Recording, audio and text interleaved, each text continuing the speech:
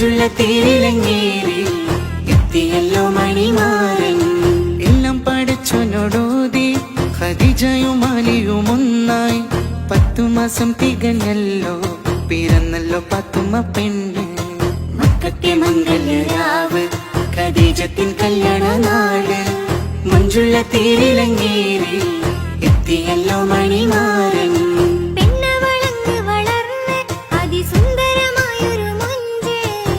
ആരിലും ഹാലിലകീടും അഴകാർന്നൊരു പാത്തുമ്മ പെണ്ണ്.